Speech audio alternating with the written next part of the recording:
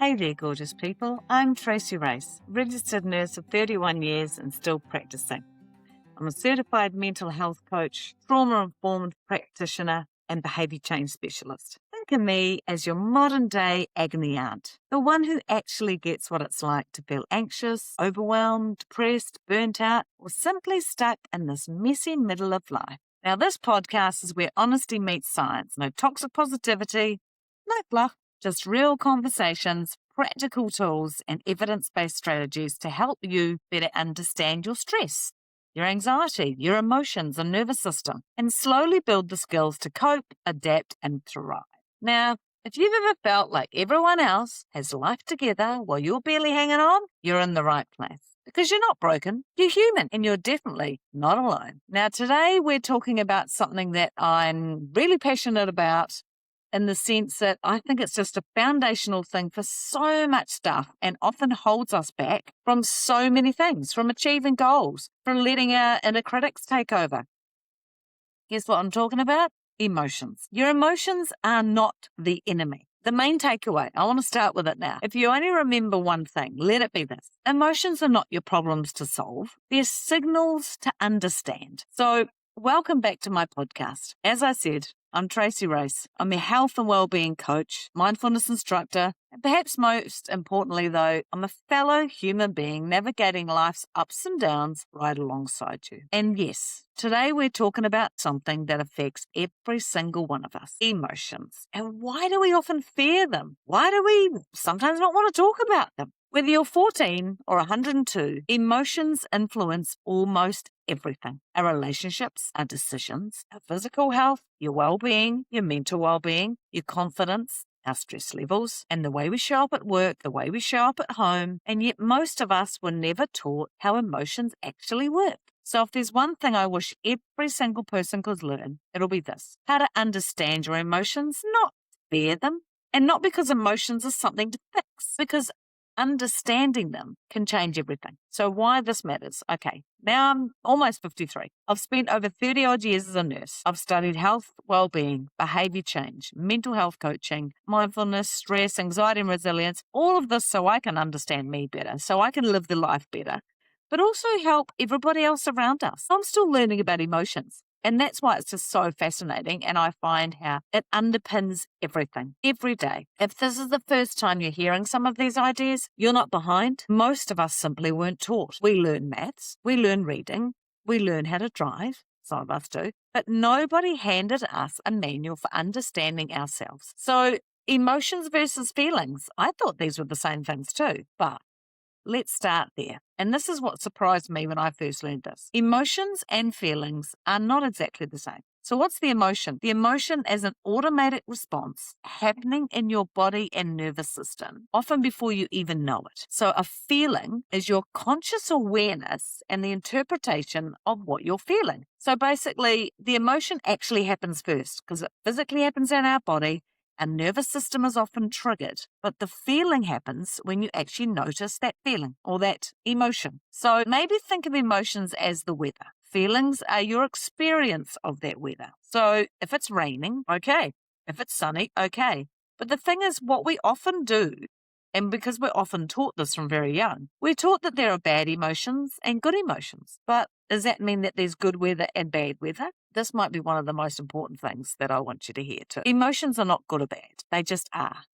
They're not necessarily pleasant or unpleasant, or maybe perhaps they're comfortable or uncomfortable, but they're not bad. Every emotion has a purpose, and fear tries to protect us. Sadness helps us process loss. Joy encourages connection. Anger can alert us when a boundary has been crossed. But every emotion carries information, and the challenge is learning how to listen. Often the emotional vocabulary problem, this is what we've got, and this is where many of us struggle, because we often don't have the words. We don't have enough words. Ask someone how they're feeling, and they'll often say, fine, good, stressed, busy, tired, angry. But emotions are much more nuanced than that. Maybe you're not angry. Maybe you're actually disappointed. Maybe you're hurt. Maybe you're embarrassed. Maybe you're feeling rejected.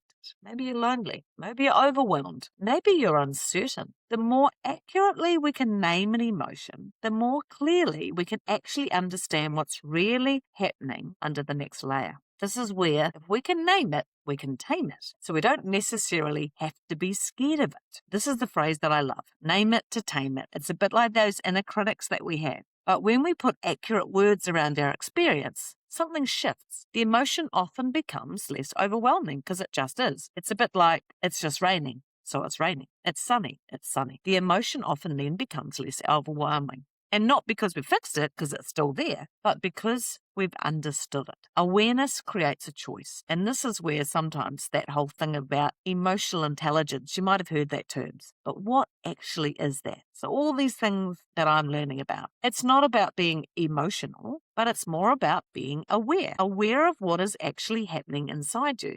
Like I say, it's a signal. Why am I feeling this? Well, the emotion is there, and what am I feeling? What am I going to interpret this? How am I understanding? And how do I want to actually respond or react? So the emotional intelligence is the ability to be able to pause between what happens and what to do next. So here's a little simple practice you might want to try. This week, I invite you to try something maybe a little bit different that you haven't. Think about maybe 3 times a day. Just pause anytime, whatever, and just ask yourself, what am I feeling right now? Take a little moment, feel it, think about it. Not what am I thinking, not what am I doing, but what am I actually feeling? And then see if you can find that specific word. Is it overwhelmed? Is it stressed? Is it happy? Is it joy? Is it excitement? Is it exhaustion? What is it? Try and get really specific about it, because the goal isn't to change the emotion. That's just happening. The goal is to simply notice it and name it, and then you get to react or respond how you want to. So if there's one message I hope you take away from this episode, it's this. Your emotions are not the enemy. You are not broken. You're human. Emotions are part of this human experience. And the goal isn't to never feel anxious or sad or angry or afraid. The goal is to actually become curious, to really listen to what's happening, to understand, because emotions aren't problems to solve. They aren't things to deal with. Often, sometimes people say, and many of my clients, I just get angry all the time. I don't want to respond that way. I'm like a freaking tornado. And then someone else feels overwhelmed and they turtle it. What's all that about? But these are signals, and they often start from very young. And these internal messages that we've got, they're playing with our nervous system. And so we often react, and then we go, oh my God, this is a bad feeling. Oh my God, this is a happy feeling. Oh my God, I'm feeling freaking out. And emotions are just part of the human experience. You are humans. The goal is, like I say, never to feel anxious, sad, angry, afraid, lonely. It's to become curious and to listen. And then you'll always have that little moment before you do react to try and understand it. Because they aren't the problem, as I say, to solve, as we often think. If I could just fix this, I think I'll be better. But the better we understand ourselves, that's what it's all about. Why do you respond that way, maybe? Then the better we can care for, believe it or not, our overall health. Because when we can respond how we really want to, or how ideally, think about how then maybe the way we react, it directly influences the way of our relationships, how to navigate life's challenges, often with more compassion and wisdom. Because this is what it's about. You are human. Be compassionate with yourself. Often we're compassionate with others, but we're not with ourselves. But if we want to achieve those goals, I know it might sound cliche, but believe me, if you want to quieten down those inner critics, if you want to do stuff that you think you really want to do, but you keep going, oh my God, they're going to judge me and that's going to judge me. And oh my God, and you get all emotive and you're just angry and frustrated and all those sort of things. But once again, it's all about when you recognize that emotion and then the connection or what you're putting to it, the interpretation of it. So you want to allow some compassion. You want to notice that first, that emotion and that feeling, and then name it. So remember, this noticing and naming it all seems very simple. I know it does. So much of this in theory is, but I know in practice it can be challenging. But like so many of these things, if you're sick of the way you're responding, if you want to change the way you respond or respond less or react less, then you got to do something differently, right? So remember, what's that challenge for this week I'm putting to you? Ask yourself at least 3 times a day, how am I feeling right now? But get really curious and try and change the words. Are you angry? Are you pissed off? Are you stressed? Are you tired? Or is it actually something else? And that can be the inside to what you actually really need. Are you actually feeling lonely? So what does that mean? Because then that will, if you really listen to it, can dictate what might your next step be to what being less lonely looks like and how that you might go about that. So emotions are not something to be scared about. They are there. They're part of being human. And you can let them come and go like the weather. And remember, the emotion or the feeling is how you interpret it. So if this episode resonated with you, I'd love you to share it with someone who might need this reminder. Because once again, the earlier we learn this stuff, the better. All right? So please share it. Please rate it. Please give me some comments and let me know if you've tried this little challenge. Check in, get curious, and if you can notice and name those feelings, those emotions, let me know if that has actually reduced the intensity that you might normally get or not. Thanks so much for being here today. I love being able to speak to anyone out there that's listening. Remember, if the episode has resonated with you, share it.